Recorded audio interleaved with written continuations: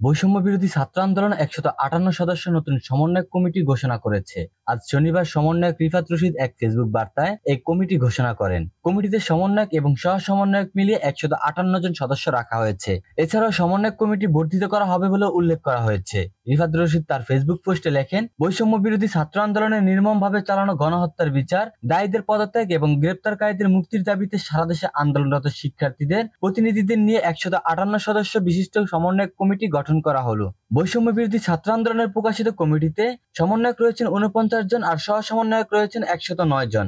সমন্বয়ক কমিটিতে যাদের নাম রয়েছে তারা সবাই ঢাকা সহ দেশের প্রথম সারির সব বিশ্ববিদ্যালয়ের শিক্ষার্থী। নতুন এই কমিটিতে 1 নং সমন্বয়ক হিসেবে রয়েছেন নাহিদ ইসলাম, এরপরেই রয়েছেন সার্জিস আলম, হাসনাত আব্দুল্লাহ, আসিফ মাহমুদ, মোহাম্মদ মাহিন সরকার ও আব্দুল কাদেরের নাম। এরপর পর্যায়ক্রমে রয়েছেন অন্য সমন্বয়কদের নাম। এর আগে গত বৃহস্পতিবার 1 আগস্ট সারা দেশের প্রতিটি বিশ্ববিদ্যালয়, কলেজ এবং জেলা শহরে সমন্বয়ক কমিটি গঠন করার ঘোষণা দিয়েছিলেন সমন্বয়ক আব্দুল কাদের। সেদিন বেশ কিছু কলেজ এবং জেলা শহরে সমন্বয়ক কমিটি ঘোষণা করেছিলেন তিনি। ফেসবুক পোস্টে তিনি লিখেছিলেন, সাংগঠনিক শক্তি বৃদ্ধির লক্ষ্যে সারা দেশে প্রতিটি বিশ্ববিদ্যালয়, কলেজ এবং জেলা শহরে সমন্বয়ক টিম গঠন করার লক্ষ্যে আমরা কাজ করে যাচ্ছি। তারই ধারাবাহিকতায় আজকে বিভিন্ন বিশ্ববিদ্যালয়, কলেজ ও জেলার প্রাথমিক সমন্বয়ক টিম ঘোষণা করা হলো। এ সময় তিনি আরো লেখেন, পরবর্তীতে এই টিমে আরো সংযোজন করা হবে এবং অতি শীঘ্রই সারা দেশে সমন্বয়ক টিম গঠন করে চলমান আন্দোলন আরো জোরদার করা হবে।